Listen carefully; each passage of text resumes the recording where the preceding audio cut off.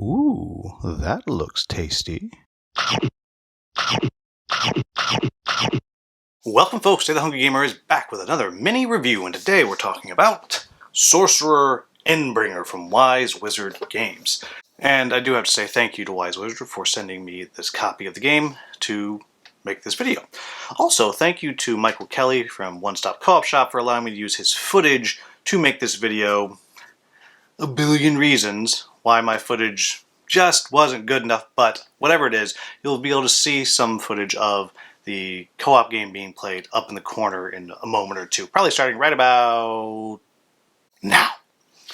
Anyhow, what Sorcerer Endbringer is this is a game that is going to allow you to have your own kind of force. You're going to have your sorcerer, and you'll combine that with two other decks to make your one whole deck. And everyone around the table is going to be doing that to, again, create your army, your deck, if you're thinking of like Magic the Gathering style game. And I use the term Magic the Gathering or Ashes Reborn as kind of a reference here, because as you're combining these decks, you're going to be playing out creatures using your actions, and you're going to be playing out creatures onto the board to face off on 3 different battlefields.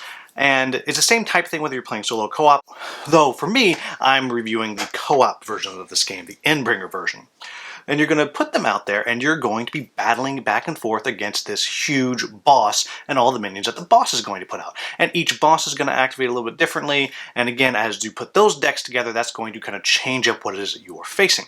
And as you're going out and playing, wherever the boss is, it's going to get a little bit of a bonus as you're facing off, because at the end of all of the summoning, then each of the battlefields is going to activate, and things are going to attack each other. You might be blocking it with your creatures. Of course, that might kill your creatures you put out there. Maybe it's going to come through all the way and attack you, etc., is how you're kind of going back and forth. And either you are going to beat the boss by destroying all of its, I'm using the word totems because now that I'm recording, I'm forgetting the right word, but they're not called totems, monoliths, or something like that. Either you destroy all of theirs, or you get killed. And that's pretty much how the game works. Now, I ran through that very, very quickly because the game at its core is very simple. You have your creatures that you're putting out there, you're summoning more, you're buffing them up, you're rolling dice to see how much damage gets taken, and that's really it. But the interesting thing comes from how are you combining those decks together, and how do they interact? Because some combinations obviously are going to work better than others, and sometimes you might have a combination that you put together you think is going to be great, and it's just utter trash. But that's where the complexity of the game is going to come from, and of course each of the different bosses does different things, you fight them differently and all of that. So, with that said, what do I like about this game? As I just mentioned, the variety in the decks, the way that you can combine things is very, very, very cool. It really works well and makes for, even just with the core box, a lot of variety, far more variety than you would expect. And I think that really, really works well, and I like it a lot. The next thing I'll say is, you can also play this competitive. And you can just, instead of having a boss out there, you're kind of battling each other across these different battlefields, and that's great. In fact, the game originally started as a competitive game. As I mentioned, I think the different co-op bosses are a good variety, the way they act, the way they operate, the way they affect the battlefields, the way their totems work. All of that, I think, works really well, and again, is good variety for what you're getting. The other thing is that I really do want to just kind of highlight here, I mentioned it, is depending on where the boss is, that's going to change the battlefield they're on. Sometimes it's just changing like the order of operations. They always get to go first instead of you getting to go first. But that little detail, like they could just do that, and then suddenly that changes up your thinking of each of the different battlefields. And again, I think it works really well, just the ways, the small and big ways that the bosses affect the different battlefields. The next thing is, there is a lot of resource management going on in this game. You're taking your actions, you're saying, okay, am I going to use this so I can power up to summon more things? Do I put things out there? Am I going to put this creature out on the battlefield that I know I'm summoning just to get killed because I need it to block some attacks? And which is obviously what you're doing with this kind of type of game, but there's a real challenge in deciding, okay, what do I want to hold on to wait to put out there when I use it most effectively versus what do I need to throw out there right now to defend against what might be coming. And I think that is pretty well dialed in this game to really get the brain smoking and burning as you're going through. Of course, I mentioned there's a lot of variety with the decks. There's there's so many decks that you can get. There's lots of expansions out there you can get, you can pull and mix in and all of that. So that's really good. And I'll also say, I think the art is good on all of the cards. I want to talk about the art again in just a second, but on its surface, it's good art, it's interesting, it's cool to look at, it evokes the theme and all of that. So what are my quibbles with the game? Well, the first thing is it's dark, and I don't mean like it's dark, dim, the lights are out. It's just a dark world.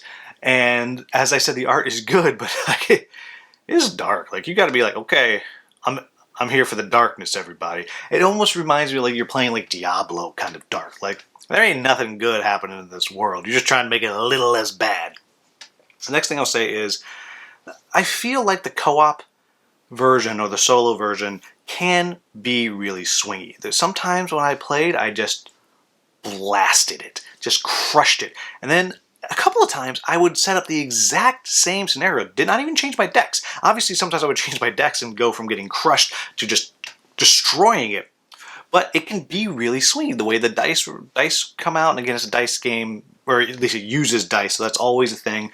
But even just down to like the cards that you draw and the order that you're able to draw them in, sometimes it can lead to very swingy games. Now it's not a long game, so that doesn't necessarily bother me, but again, just something that you should think about. The next thing I'm going to say is, even though I've highlighted that there's some good variety in the way you're mixing the decks and everything, I think you have to really enjoy the core arc of the game.